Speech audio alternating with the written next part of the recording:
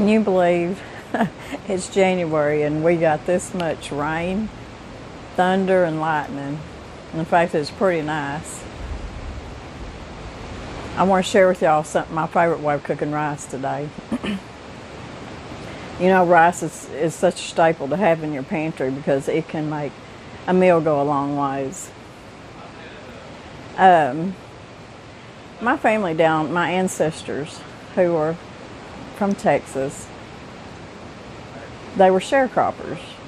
And sharecroppers back then, they would go from farm to farm, crop to crop, and they would live in some shacks that you think, how in the world did y'all not freeze to death? But they made it.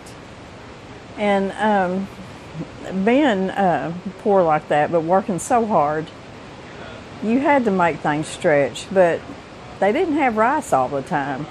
They would have beans and potatoes if they grew them, and just stuff like that. So I'm sure rice was a nice thing to have. And now that we have such an abundance of it, and Arkansas is a big grower, is one of your main growers of rice. And I absolutely love rice. And there's so many ways you can cook rice. A lot of people cook it in Instant Pots, in steamers, just on top of the stove, rice cookers. And I've got every one of those. And I can tell y'all, Miss Lori can cook a lot of things. But one thing I just cannot perfect, and that's cooking rice on top of the stove. I mean, every once in a while I might hit it just right and cook a good pot of rice, but not the perfect. And I'm not one to drag out my Instant Pot and rice cooker all the time. Sometimes I just like to do the easy route, but this not just being easy, to me it makes the perfect rice, or what I call perfect rice, and the texture that I like. And I do this a lot in a big batch because I like to put it in the freezer because I can use it for stir fries and just different recipes and stuff like that, and it comes in handy. So in this recipe today, I'm going to be using 3 cups of rice to 6 cups of water. But if you just want to do a little thing of rice, if you're individual, you can use a cup of rice and 2 cups of water, and it's going to turn out really good. Following my directions. Don't put it in the oven, just leave it. But it's still one of the easiest ways to me to cook a really good dish of rice. And I cook it in usually a glass bakeware with just full on top, and it does a really good job. But anyways, I've been mentioning this a couple times in some of my videos, and I've had people ask, we want to see how you cook your rice. So like I said, there's so many ways people can cook their rice, but this is just my favorite way. The rice comes out al dente.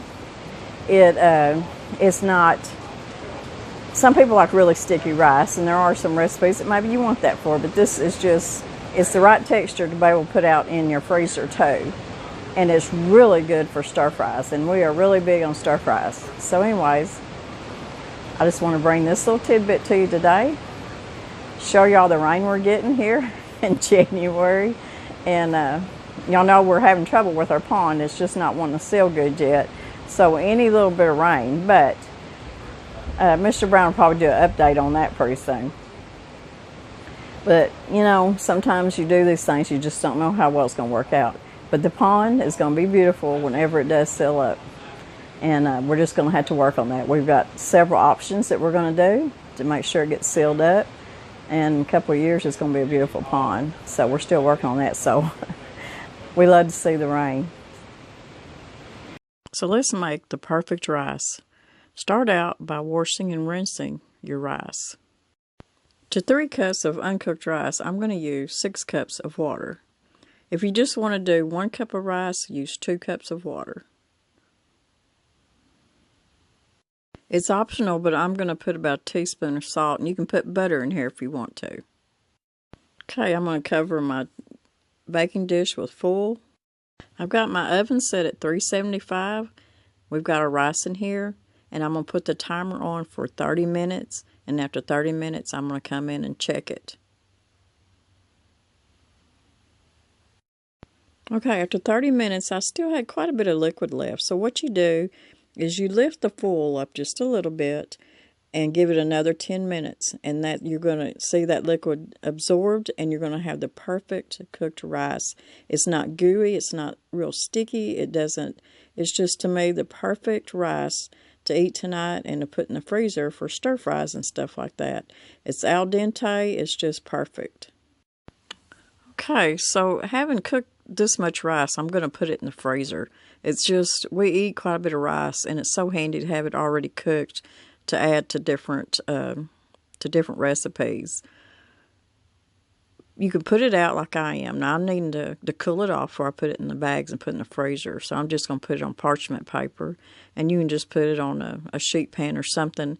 The reason I do this on parchment paper is because the parchment paper will absorb some of that the moisture. So it's going to cool off, and I like to spread it out. That way, when it cools off, I can put it out in the freezer, and I can just kind of flash freeze it before I put it in my bags. That way, it's not all in one big clump, all stuck together. So this is a really easy way to cookie up a bunch of good, perfect rice for the freezer.